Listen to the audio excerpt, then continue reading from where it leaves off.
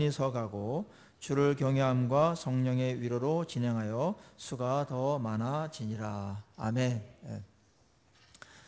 우리는 바울의 이 극적인 회심 사건을 지난주에 살펴보았습니다.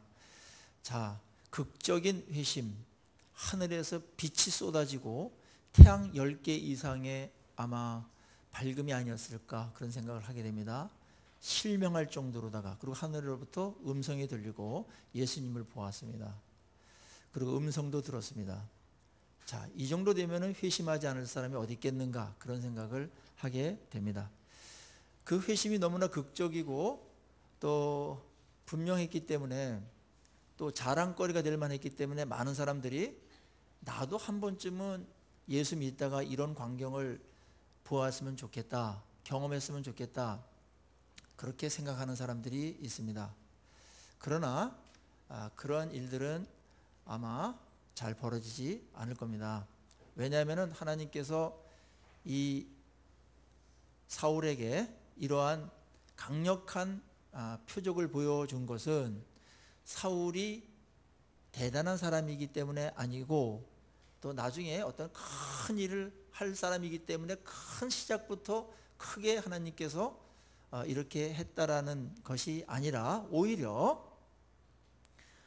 사울이 갖고 있었던 그런 생각이나 방향이나 완고함이나 그 다음에 예수님을 대적하는 그런 생각이 도무지 다른 방법으로는 바뀔 수가 없는 사람이기에 하나님께서 큰 충격을 가한 것으로 그렇게 보아야 합당할 겁니다. 무슨 수로 바울을 바꾸겠어요? 사울을 바울로 바꾸겠어요? 여러분 같으면 어떻게 바꾸겠어요? 말귀를 못 알아듣는데, 그리고 그게 옳다라고 가는데, 예? 잘못되면서 이건 아닌데, 이건 아니지 싶은데 하는 거 하고, 너무나 자기 확신에 찬 나머지 시키지도 않은 그런 열정적인 그런 마음으로 대제사장에 가서 체포권을 받아가지고, 영장을 발부받아가지고 지금 다메섹으로 지금 씩씩거리면서 우는 사자처럼 지금 가는 겁니다. 이런 사람을 어떻게 변화시킬 수 있을까요? 이런 방법이 아니면은 깨지지 않습니다. 그래서 어떤 분이 나도 예수 처음 영접할 때 번쩍했다든지, 어떤 뭐 음성이 들렸다든지, 어떤 신기한 어떤 그런 것들이 있다면 자랑할 게 아니고 이렇게 생각하세요. 내가 그만큼 악한 놈이었구나, 내가 얼마나 형편없는 자였으면 이런 극한적인 방법을 하나님께 수고롭게 쓰게 하셨겠나, 이러면서 숨기시고 말하지 않기를 바랍니다. 자랑거리가 아닙니다, 여러분. 우리의 육은 예수 믿으면서 십자가에 딱 못 박였는데, 육은 대부분 자랑하는 거예요, 세상적인 거를. 근데 종교적인 어떤 것을 더 경험함으로 말미암아 자랑하고 싶은 그런 욕구가 우리에게 있는데, 그게 육적인 욕망입니다. 교회 안에 들어와서, 교회는 자랑하기 가장 좋은 시장입니다. 어릴 때는 그게 뭐 대단해요.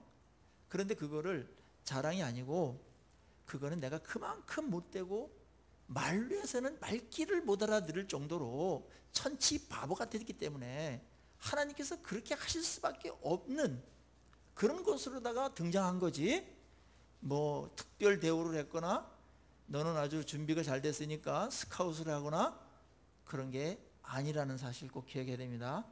이거는 왜 정리를 이렇게 하고 넘어가는 게 중요하냐면, 많은 사람들이 나는 뭐 예수를 언제 믿은지도 모르고 뭐 그냥 어떻게 교회 따라오다 보니까 예수 믿게 되고 그랬는데, 하나님께서 나같이 이렇게 뭐 구원시킨 거 보니까 시작부터가 벌써 안 쓰일 것 같아. 난 그냥 뭐 번쩍하는 거 보여줄 때까지는 가만히 있을 거야, 뭐 이러면서 기대를 안 한다든지, 아니면 핑계거리를 삼아가지고 죽치고 있는 분들이 있을 수 있다는 겁니다. 그거는 반대입니다. 말귀를 알아들어서 나오신 분들은 출발은 바울보다 훨씬 난 겁니다.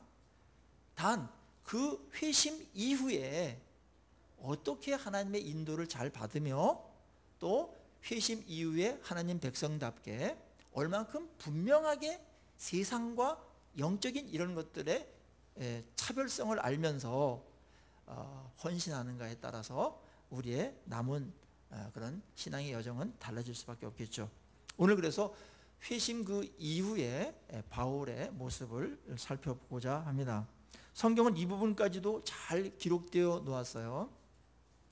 자, 하나님은 이 극적인 회심을 통해서 바울을 구원해 내시고, 그러고 네가 알아서 하라 그렇게 하지 않고요, 회심한 것은 시작에 불과한 거니까 다 된 게 아닙니다. 물론 회심은 구원에 있어서 회개하고는 좀 다릅니다. 회개는 자기의 죄를 이렇게 돌이키는, 또 용서함 받는, 잘못 깨닫고 회개하고 용서받는 것이라면은, 회심은 이제 방향을 틀어가지고 180도 변해서 그 길을 걸어가는 것까지 포함할 수가 있는데, 오늘 하나님께서는 이 회심한 이 바울을 가만두지 않습니다. 이 정도 했으면 뭔가 된 것 같은데 가만 내버려 두지 않고 아나니아라는 사람을 준비시켜 가지고 그를 찾아가서 안수하도록 그렇게 합니다. 그래서 그를 찾아가서 안수할 때 눈이 이렇게 비늘 같은 게 두르륵 떨어지고 보게 됩니다. 옛날의 그 관점하고는 완전히 다른 관점으로 변했을 겁니다. 분명히. 그래서 눈을 많이 비유한 것은 우리가 회심 이후에 꼭 변해야 될 게 뭐냐면은, 마음이 변하면 모두 변할까요? 영혼이 변하면 모두 변할까요? 관점이 변해야 돼요.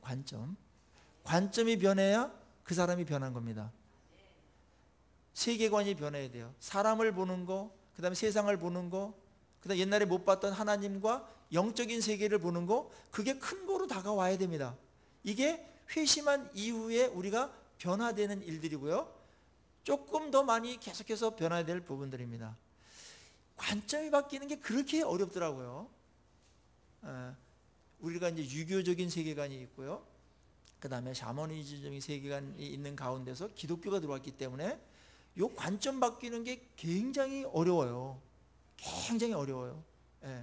직분을 하나 예를 들더라도, 직분을 유교 사회에서는 계급으로 봅니다. 그렇죠? 근데 성경은 계급으로 보지 않습니다.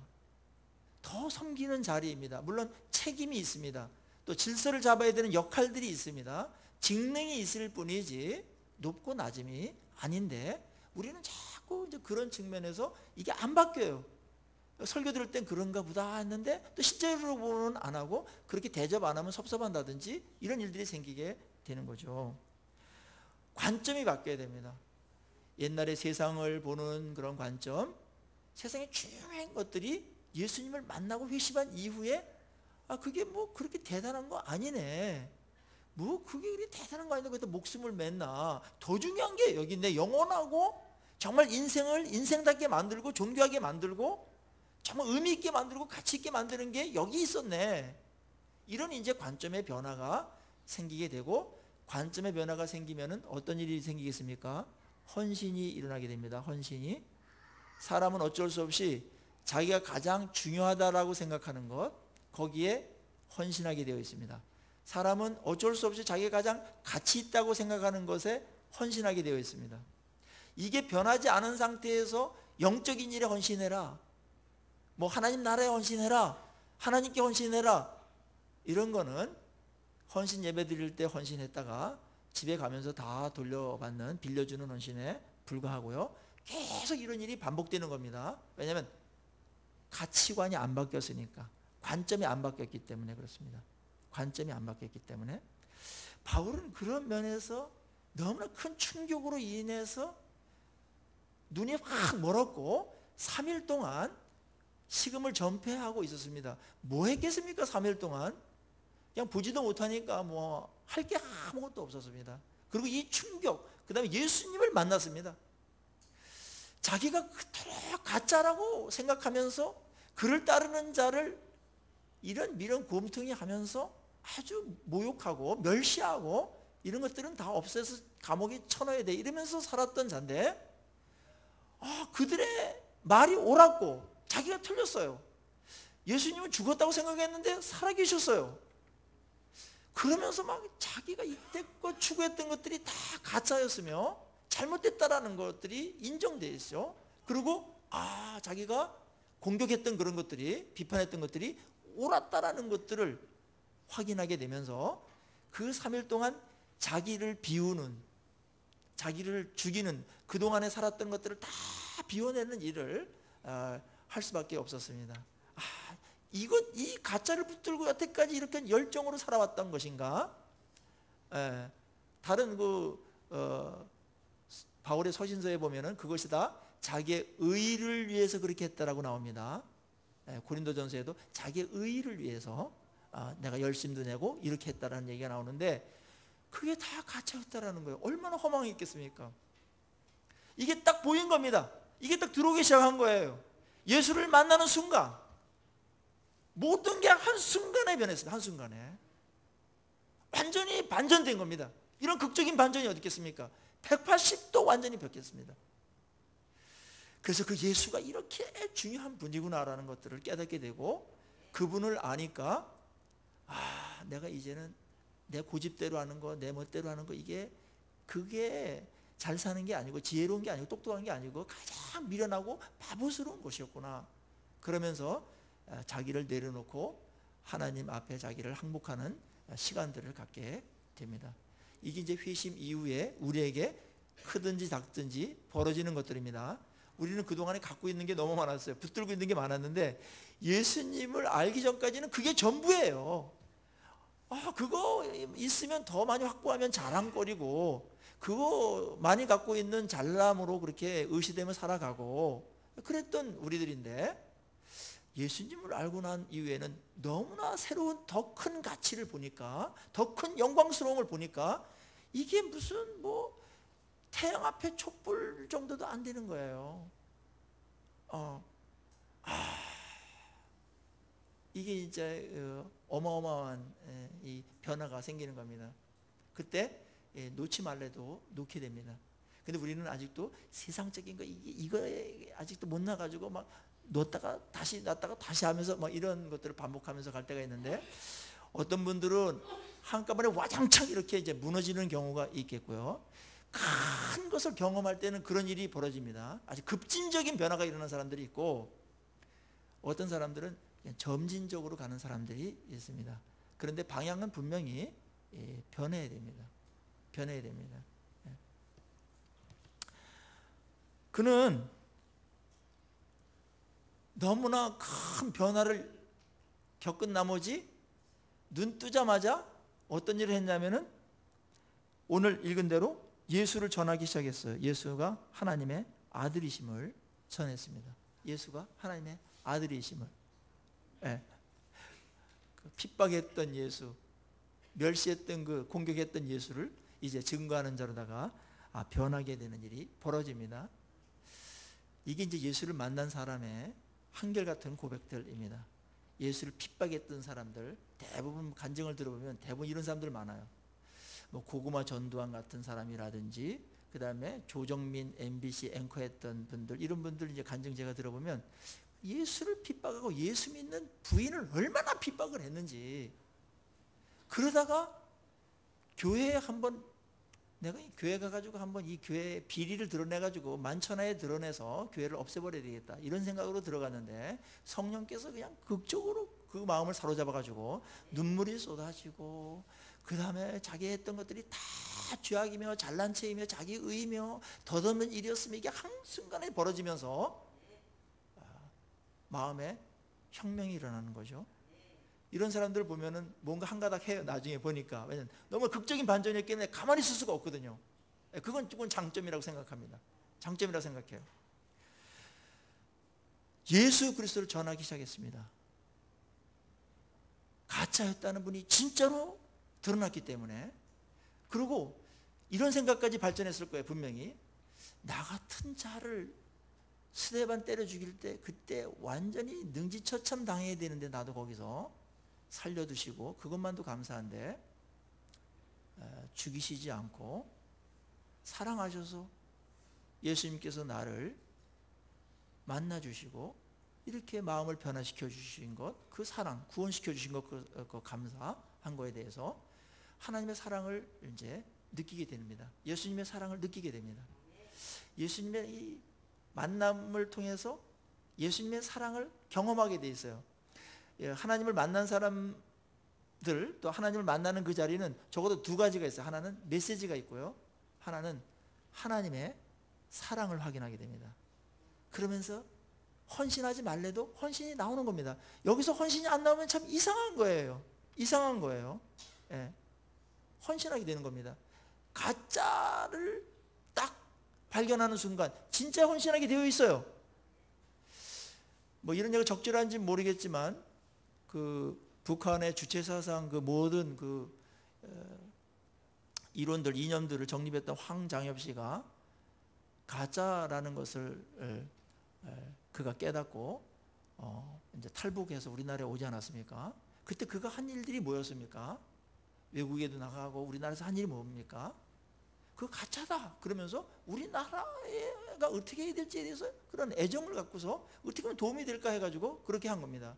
뭐 솔지니친 이런 사람들도 마찬가지입니다. 구소련에 있을 때 이분이 이제 그 미국으로 망명하지 않습니까? 세계적인 석학이었습니다. 20세기 최고의 석학으로 꼽혔던 그가 미국에 가가지고 이제 예수를 믿으면서 얼마나 그것이 가짜이며 공산주의가 가짜인지, 그리고 이것이 얼마나 좋은 것인지, 그죠? 여기서 또 이게 완전한 건 아니지만 어떻게 이걸 해야 될지 거기에 몸담아서 헌신하게 됩니다. 예. 우리 이호룡 교수님도 마찬가지입니다. 그 전에 지성하고 글 쓰고 뭐 책을 자기 키보드 많이 쓰고 막 이렇게 했던 지성이지 않습니까? 그런데 어느 날 예수님을 딱 만나는 순간 패러다임이 확 바뀝니다. 뭘 추구해야 되는지, 무엇을 위해서 살아야 되는지, 무엇을 강연하면서 다녀야 되는지 변하게 되죠. 예수님을 만날 때 이런 일들이 벌어집니다. 크든지 작든지 우리에게도 회심 이후에 성령께서 이러한 관점의 변화와 또한 중요한 것의 변화를 가르쳐 주셔서 더 우리가 하나님께 더 헌신하게 되는 그런 자연스러운 일들이 우리에게 더 충만하게 일어나기를 주의 이름으로 축원합니다. 그래서 헌신은 하라고 되는 게 아닙니다. 헌신은 하나님 만나면 되고, 그 다음에 하나님의 사랑을 깨달은 만큼만 헌신하게 되어 있어요. 이게 확보가 되지 않고서는 헌신은 그냥 자기 의입니다. 그 헌신의 동기가 뭐 거기서 헌신하면은 그 공동체에서는 뭐 이렇게 쳐주더라 이래가지고 육적인 어느 헌신들이 나오게 되는데, 나중에는 그 말썽꾸러기가 될 수도 있고 또 자기 그것 때문에 또 이게 은혜가 안 될 때도 많습니다. 뭐 그렇게 하다가 또 도중에 변화시 돼가지고 동기가 또 완전히 순수하게 변하는 그런 일들도 하나님께서는 하십니다. 우리는 이 세상을 살아가면서 하나님의 백성으로서 두 나라에 속해 있습니다. 우리 이 대한민국이 잘 되기를 우리는 바라고 기도하고 그렇게 축복하면서 살아야 됩니다. 그리고 법도 지켜야 됩니다. 그래서 우리 하나님의 백성으로서 또 우리가 또 추구해야 될 것들이 따로 있습니다. 이럴 때 이 세상적인 것들과 또 하나님의 이 속한 이 영적인 아주 중요한 이 부분들을 놓고서 성경은 세상 것들에 너무 미련두지 말아라. 그거는 필요한 만큼만 있으면 되고, 다 영원한 것들, 다른 사람들도 복되게 하고 자신을 더 존귀하게 만들고 하나님을 영화롭게 하는 그 가치를 쫓으라고 성령님 우리에게 계속해서 또 다른 가치관을 통한 소욕을 주시죠. 소욕을. 이것이 우리가 늘 싸워야 되는 싸움입니다. 이 고린도 교회는 이 싸움에서 밀려버렸어요. 그래서 육적인 그리스도인들이 많았어. 회심은 했는데 가치관이 안 바뀌었어요. 추구하는 게 그대로야. 세상에 추구한 걸 그대로 교회로 들고 나오니까 교회가 엉망이 됐던 겁니다. 영적이고 아름다운 하나님께서 의도했던 교회를 만들어내지 못했어요. 그래서 바울이 계속 그런 것들을 십자가에 못 박고 성령이 충만해서 성령의 다스림 속에 들어가야 된다고 이렇게 말을 하는 것이죠.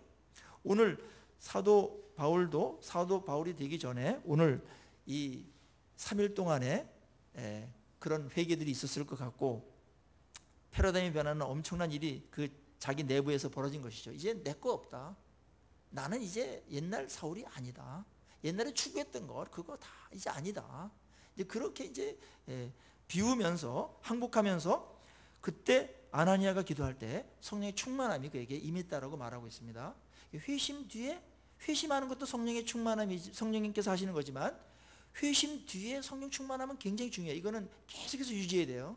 이 성령 충만은 무슨 흥분하거나 뭐 가슴이 뜨거워지거나 뭐 이런 것들이 아니고, 때때로 그런 것들이 수반될 때도 있지만 그게 핵심이 아니에요.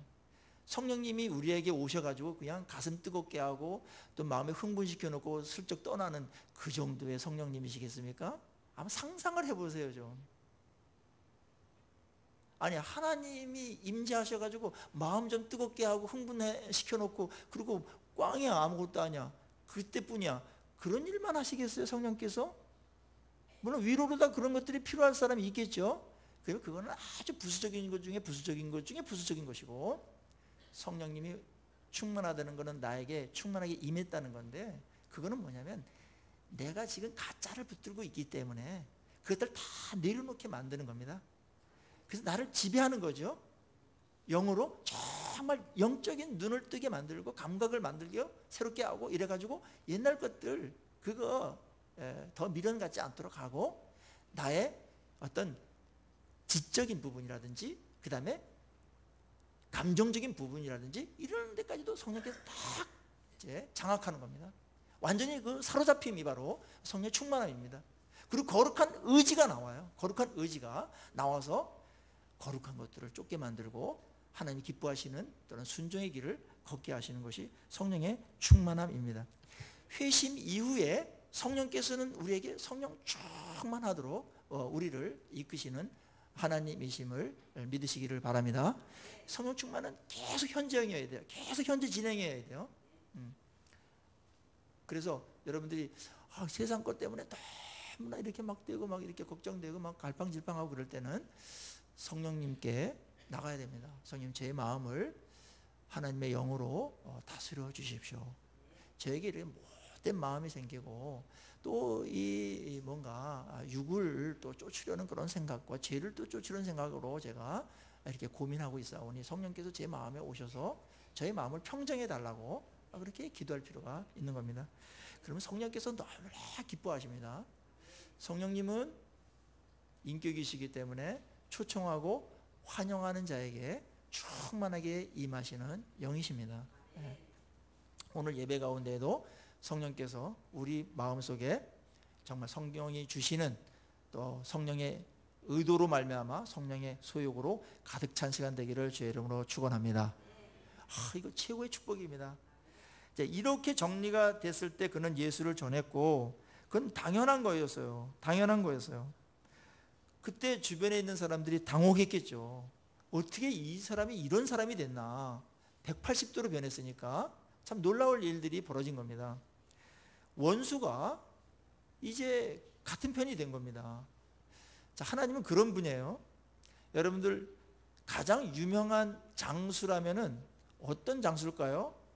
그냥 일거에 그냥 확 몰아쳐가지고 다 죽여버리는 그런 장수? 그런 장수가 정말 명장일까요? 진짜 명장은 그렇지 않습니다. 진짜 명장은 적군의 장수를 회유하고 설득해서 자기 편으로 만드는 겁니다. 하나님은 그런 면에서 명장이십니다. 지금 사도 바울은 적군의 장수예요. 선봉에 서가지고 날뛰고 있어요. 지금 거의 뭐 이 열정은 누구도 못 말려요. 그런데 하나님께서 그를 사랑으로 만나주시고 해서 자기 편으로 만든 거예요. 그리고 자기 편의 선봉에서는 장수로서 등용하고 있습니다. 이런 하나님이시죠. 참 놀랍지 않습니까? 그래서 이 바울의 스토리는 3번이나 여기 나오도록 강조하고 있는데 성령께서 성경을 편집할 때 이걸 왜 3번이나 이렇게 놨을까? 한 번만 놔도 될 텐데. 그리고 회심에 대한 기사가 다른 데는 거의 안 나와요. 이 바울만 아주 상세하게 기록되어 있는데 이것은 이런 연유입니다.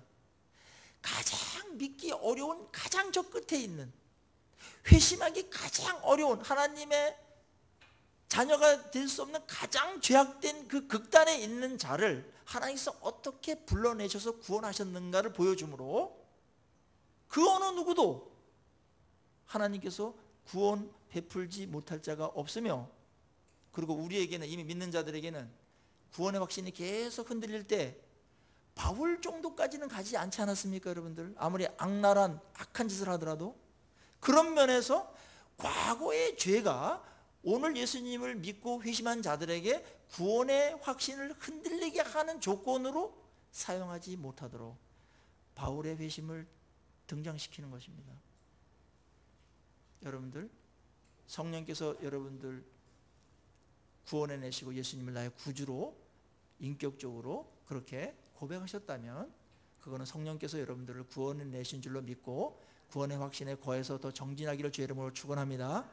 자꾸 구원론에 빠지니까 이단 가가지고 14만 4천에 들어야 된다 막 이래가지고 속는 사람들이 너무나 많은데 다 구원론이에요. 구원론 때문에 그런 거예요. 그렇지 않습니다. 예. 그리고 또 다른 하나는 바울같이 그렇게 대적했던, 완전히 반대편에 섰던, 완전히 반대편에 선봉으로 섰던, 거기에 몸담고 헌신했던 그런 자를 하나님께서 바꾸셔가지고 사도라는 그런 하나님의 귀한 자로 쓰실 수 있다라는 것을 보여줌으로써 그 어느 죄인도 그 과거에 무슨 짓을 했든지 상관없이 하나님께서는 그를 변화시키셔서 하나님의 귀한 그릇으로 등용해 주신다라는 것도 동시에 보여주고 있죠. 은혜입니다. 그러니까 나 같은 자가 뭘 해? 과거에 이랬는데 나 같은 자 이렇게 죄 많이 진 자를 하나님께서 뭐 구원이나 하실까? 그런 거는 사탄의 속삭임입니다. 바울을 보십시오. 나 같은 자 쓰시기나 하실까? 이렇게 못 살고 매일 죄나 둥글고 이러는데 쓰실까? 바울을 보십시오. 바울보다는 낫지 않습니까? 바울보다는 훨씬 더 내신 성적이 좋아요. 여러분들 좋습니다. 단 회심 이후에 어떻게 하나님께 사로잡혀서 이 세상과 영적인 일에 분명한 선을 긋고 그 정체성을 분명히 해서 가는가, 여기에 이제 계속해서 성령님의 인도하심과 하나님의 그런 인도하심을 얼만큼 따라가느냐에 따라서 우리의 미래들은 많이 달라집니다. 물론 바울처럼 다 성경을 쓰거나 뭐 이만큼 뭐 큰 일을 하거나 그렇게는 안 될 겁니다. 규모는 하나님께서 그릇으로 정해준 만큼만 하실 것이고 그 규모의 사이즈나 그릇의 크기가 위대함을 결정하지는 않는다라는 것도 꼭 기억하셔야 됩니다. 은혜가 헛되지 않도록 바울은 마음속에 더 감사한 마음으로 열심을 냈습니다. 여러분들이 만약에 나는 이런 죄인인데 하나님께서 구원하셨어, 이렇게 엉망인데 하나님께 쓰실까, 만약에 이런 분들은 하나님이 쓰실 수 있으니까요.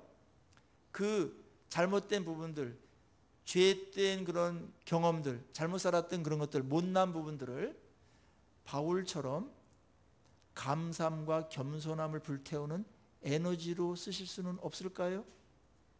지혜입니다. 에너지화 됩니다. 그래서 죄 많은 사람이, 죄를 많이 인정했던 사람들이 하나님께 구원하면 감사가 그만큼 크고 은혜의 폭이 그만큼 큰 거니까요. 그래가지고 교만하지 않아요. 늘 감사해요. 그리고 늘 겸손해. 나 같은 자를 이렇게 불러주신 것만도 감사한데 이 정도 배고픔 못 참겠나. 나 같은 사람 이렇게 구원해 주시는 것만도 감사하고 거기다 써주시는 것도 감사한데 이 정도의 고난 정도는 돌파 못 하겠나. 이것이 그에게 얼마나 큰 에너지가 되는지 아세요?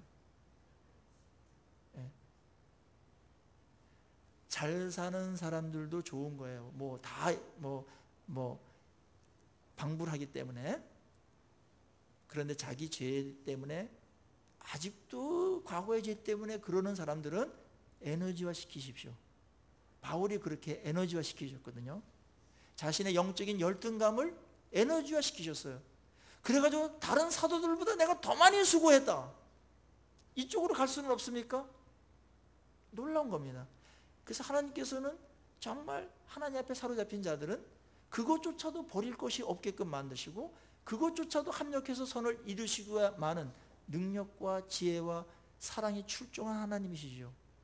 우리 그 하나님께 지금 붙들림 받고 있는 것입니다. 이런 것들이 여러분들 부정적인 면에서 괴롭힌다면 그것은 사탄의 시험일 것입니다. 그러면 아니면은 자기 자존심과 알량한 자기 의 때문에 스스로 괴롭히고 괴롭힘 당하고 있는지도 몰라요. 속지 마십시오. 그래서 바울의 이 회심과 그 위의 사건을 상세하게 기록해 놓은 거죠. 3번에 걸쳐서. 자, 바울이 회심하게 되자 세상으로부터 공격을 받게 됩니다. 옛날하고 완전히 반대편에 서게 되었어요. 회심했을 때 세상에 여러분들을 환영하지 않는 부분들이 분명히 생길 겁니다. 왜냐하면 세상과 다른 행동을 취하기 때문에. 이제 여기서 한 걸음 여러분들이 잘 극복하고 나가야 돼요. 친구들도 뭐 네가 예수를 믿어? 이러면서 놀릴 수도 있고, 또 친구들의 모임하고도 조금 어려운 관계가 생길 수도 있습니다. 바울도 여기서 보니까 제자들하고 함께 머무는 일이 계속 반복되는데, 회심한 이후에 여러분의 친밀한 모임은 예수 믿는 사람들하고 가지는 게 안전합니다. 물론 여기서 그 전에 사귀었던 사람들을 다 끊으라는 얘기 아니에요. 더 덕이 되고 새로운 차원에서 그들에게 복이 되고 본이 되고, 그렇죠? 그렇게 되므로 그들도 변화된 나의 모습을 통해서 주님을 알아가는 방편으로 인간관계를 잘 맺으십시오. 그렇지만 글로 이렇게 확 빨려 들어가면 안 돼요. 휩쓸려 들어가면 안 됩니다. 바울은 지금 함께 했던 그 사람들하고 같이 머물고요, 나중에 또 사도들하고도 교제를 하고, 그래서 교제권이 이쪽으로다가 이제 되면서 다른 사람들은 복음을 전하는 대상으로 또 함께 뭐 지내지만은 그들에게 정말 하나님의 사랑을 전하고 또 그들에게 이전보다 다른 모습을 보여줌으로 어떻게든지 그들을 더 복되게 하려는 그런 관계는 유지할 필요가 있습니다.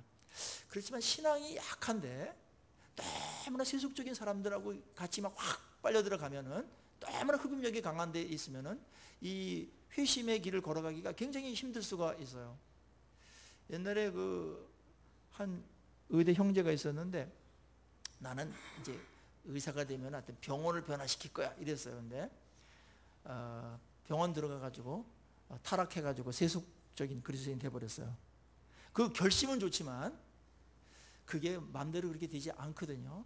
분명히 한쪽에 강력한 영적인 공동체에 소속돼 있으면서 교제권을 여기에 확보하면서 이쪽으로 들락날락하는 거는 괜찮아요. 안전해요. 근데 이쪽이 안 되면서 이쪽으로만 가버리면 회심해서 그 남은 그 회심 이후에 주님께서 인도하는 그런 영광스럽고 또 아주 축복된 길들이 이렇게 혼란을 벌어질 수가 있고, 집중력이 약화되고 산만해서 시간들을 많이 잃어버릴 수 있다는 것입니다.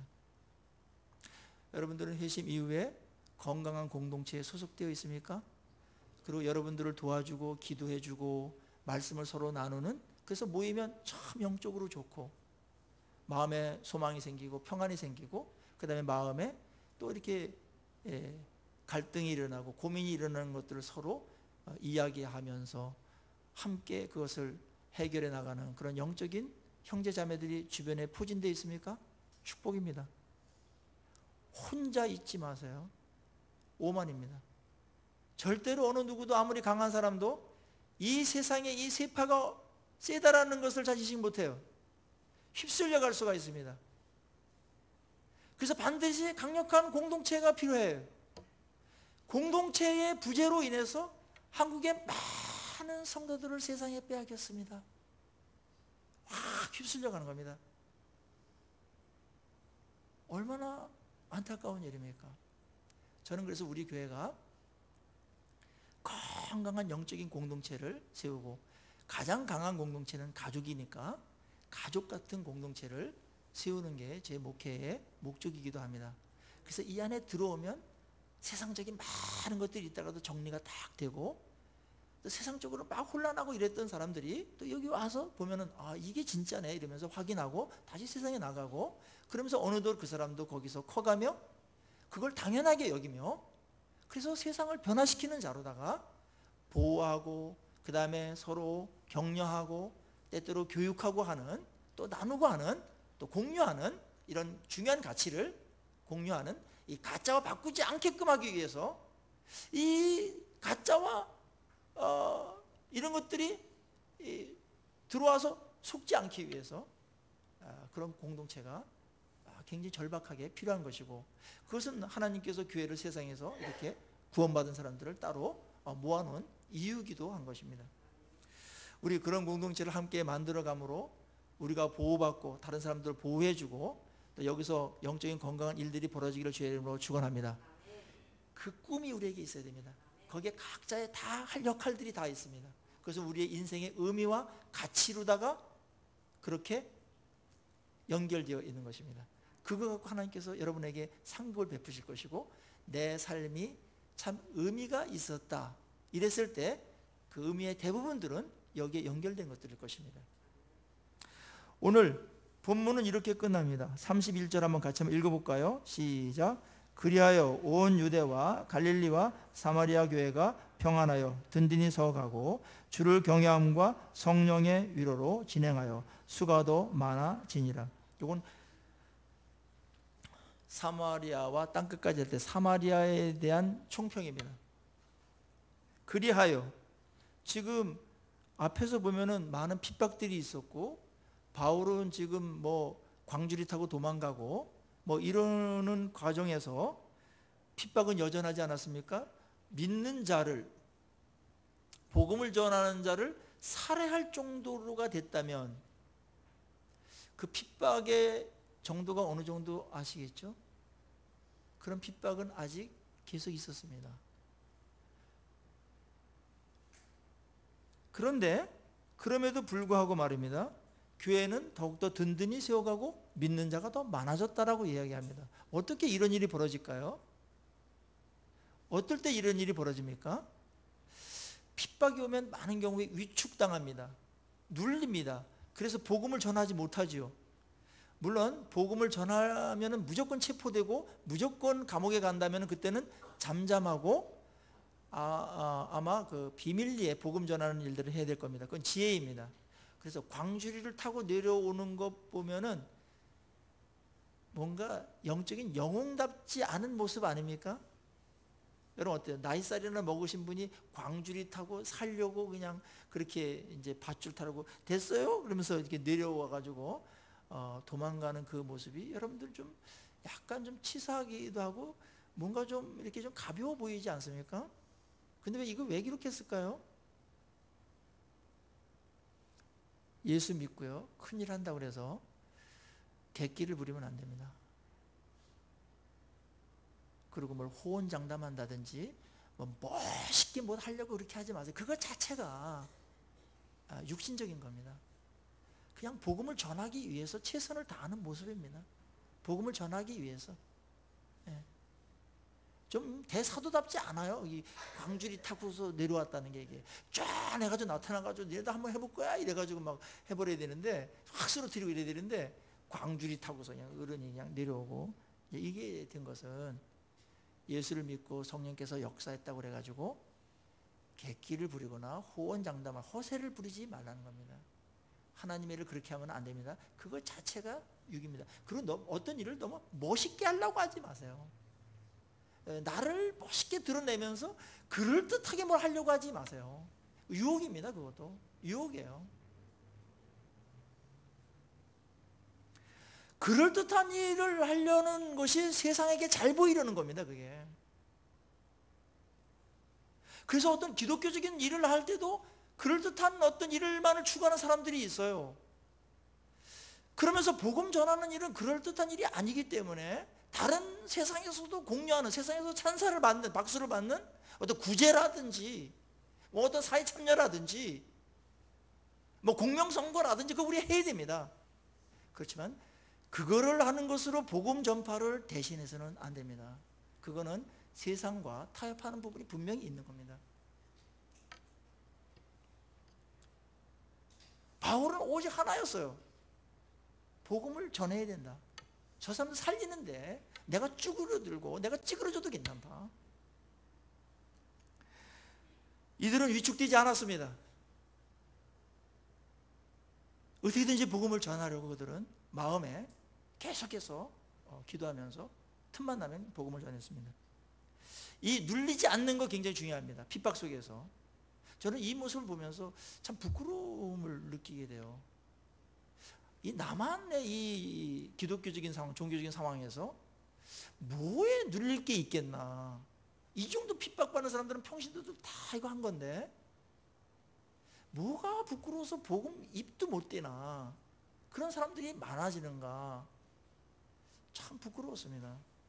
여러분 어떻습니까? 핍박 속에서 기독교는 부흥해요. 놀랍죠? 걱정할 필요 하나도 없어요. 우리나라가 일제시대 때도 그랬고요. 6.25 때도 보면은 그때 굉장히 부흥했습니다. 기독교가. 근데 요즘 부흥을 안 해요. 요즘 편하니까 부흥을 안 합니다. 이때도 좀 잘하면 부흥이 잘 될 수가 있는데 핍박 때 우리나라도 부흥했죠. 핍박을 견디고 난 뒤에는 반드시 부흥이 오게 됩니다. 그 많은 원리들이 있겠죠. 핍박당하면서 이제 우리의 모든 건 내려놓는 겁니다. 할 수 없으니까 하나님 의지하게 되고 내 방법들 다 내려놓고 성령께 맡기는 겁니다. 자기 부정이 자연스럽게 이루어지고요. 그리고 하나님께 매달릴 수밖에 없지 않습니까? 할 일이 없으니까 우리끼리. 그러면서 하나님을 의지하는 쪽으로 가면서 하나님께서 어떤 것들을 허락해 주더라도 타락하거나 교만하거나 그러지 않거든요. 부흥을 하나님께서 핍박을 견딘 사람들에게 허락하셨고, 그리고 여기에 사마리아 교회가 또 다른 유대와 갈릴리와 그런 교회들이 평안해서 든든히 서갔다. 평안했는데 든든히 서갔어요. 핍박이 조금 사그러들었습니다. 바울이 이렇게 되면서 핍박이 좀 누그러들기 시작했고 교회에 평안이 왔어요. 아주 극심한 그런 핍박은 조금 물러가는 듯한 느낌을 줬는데, 그리고 그들의 마음속에 평안이 임했고 든든히 세워갔다. 이 든든히 세워간 것은 내적인 부흥을 말합니다. 더 다져졌다 이겁니다. 신앙으로, 말씀으로 더 다져졌어요. 그거는 어떨 때 내적으로 다져지냐면은 나를 내려놓고 말씀을 사모하고 말씀을 순종을 사모하고 그럴 때 이 교회가 내적으로 든든하게 세워갑니다. 속빈 강정 같고요, 바다 모래알처럼 막 이렇게 됐던 모임들이 말씀에 의해서 하나가 되어지고 말씀으로 다져져 갈 때 그때 그 교회가 든든히 세워가게 되고 성령께서는 이 든든히 세워가는 이 성전을 온전하게 만들기 위해서 적극적으로 지원하십니다. 적극적으로. 거기에 이제 말씀을 나눠주는 아나니아와 같은 사람도 있겠고, 그 다음에 또 자라가는 사람들도 뭐 초등학생이라고 다른 사람 못 가르치는 거 아니지 않습니까? 초등학교 5학년이면 초등학교 3학년 가르칠 수가 있는 겁니다. 그거 좋아요. 아주 그 눈높이로 잘 가르쳐요. 꼭 대가가 돼야만 인도하는 거 아니거든요. 그런 것들이 주어지면서 교회가 든든히 세워갔습니다. 그리고 주를 경외함과 성령의 위로로 진행돼서 수가 더 많아졌다. 이것은 외적인 성장을 말합니다. 내적인 게 우선입니다. 내적인 이 건강함이 우선이에요. 든든히 세워간다는 우리 용어로 한다면 교회가 건강하게 세워갔다. 건강하게 되어간다는 것은 우리 표처럼 세 가지입니다. 뭐예요? 성령이 이끌어가고요. 육에 의해서 이끌어지는 거 아니에요. 좌주지되면 안 돼요. 성령에 의해서 다스림받고, 그 다음에 말씀에 의해서 움직이는, 말씀 순종하면서 가는 겁니다. 그리고 우리의 표현들이 그 모든 것들을 사랑으로 섬기는 것으로 가는 공동체는 든든해지는 겁니다. 그럴 때 외적인 성장은 자연스럽게 주어질 수가 있다는 겁니다. 그런 교회에 하나님께서 신실한 하나님의 택한 백성들을 보내시지 않겠습니까? 물론 그들은 전도했을 겁니다. 복음 전파를 그들은 계속했을 겁니다. 그러면서 이 부응할 수 없는 최악의 여건, 거기서 핍박자가 꼬꾸라지면서 자기 편이 되는 이런 기적들도 나타나고 하나님께서 하신 것이죠. 그리고 성도들이 더 힘을 얻어서 분발하게 됩니다. 그래서 교회가 든든히 세워갔다. 그것은 각 성도들이 말씀 안에서 성장하고 있는 것을 말합니다. 영적으로 성장하는 것, 든든히 세워가는 겁니다. 단순히 재정이 많아지고 건물이 세워지고 하는 게 아닙니다. 그런 게 아무리 좋더라도 거기에 있는 사람들이 신앙이 성숙하지 않으면 그 교회는 든든한 교회가 아닙니다. 오늘 한국교회는 이 부분에 굉장한 도전을 받고 있고 위기에 지금 시간들을 보내고 있습니다. 하루빨리 든든히 세워지지 않으면 이 한국교회 어디까지 추락할지는 아무도 모릅니다. 그래서 작은 교회들일지라도, 작은 교회는 빨리 하기 좋으니까 또 큰 교회도 어쨌든 말씀으로 든든하게 세워지도록 우리가 기도하고 애써야 되고, 그래서 다시 한번 부흥을 또한 우리가 소망하면서 가는 그런 교회로 세우도록 하는데 우리 부름받았기 때문에 거기에 헌신해야 됩니다. 이것이 우리의 꿈입니다. 예. 이것이 우리의 성공입니다. 인생의 승리입니다. 자, 바울은 이제 옛날에 자기 성공, 거기에 모든 게 다 초점을 맞춰져 있었다면 이제는 바울은 복음이 전파되고 교회가 든든히 세워가고 또 하나님 앞에 돌아오는 사람들이 많아지는 이런 것들이 자기의 생의 목적이 되었습니다. 자기에게 주어진 어떤 것들이 있다면 그것을 활용해서 이 영적인 하나님을 기쁘시게 하는 일에 기꺼이 자기를 내어놓습니다. 그렇게 반전이 이루어진 것은 무엇입니까? 하나님이 만나주셨고 하나님의 쓰임에 감사했기 때문이고 그것은 하나님께서 나 같은 자를 사랑하시고 불렀다라는 그런 항복으로 말미암아 이어진 것이죠. 오늘 이 이야기를 끝내면서 하나님은 바울에게뿐만 아니라 여러분 각자를 하나님께서 죄악에서 불러내셔서 만나시고 회심케 하셔서 하나님의 백성 삼아 주신 줄로 믿습니다. 그거 놓치지 마세요. 그리고 우리의 과거랑 관계없이 하나님께서 여러분에게 그릇을 만드시고 그 그릇대로 지금 하나님의 나라를 위해서 또 교회를 위해서 그 존귀하고 의미 있는 일을 위해서 우리를 등용시켜 주시고 쓰임받게 하신다라는 것도 꼭 붙들어야 됩니다. 이것이 우리의 생애의 의미가 될 것입니다. 이것이 여러분에게 영광이 될 것입니다. 이 신앙을 갖고서 오늘도 이 어려운 세대, 패배주의에 젖어 있는 만연되어 있는 한국교회 상황 속에서 보란듯이 복음을 전하고 하나님의 백성답게 담대하고 빛을 발하면서 살아가시는 우리 모두가 되기를 주의 이름으로 축원합니다. 우리 같이 기도하십시다.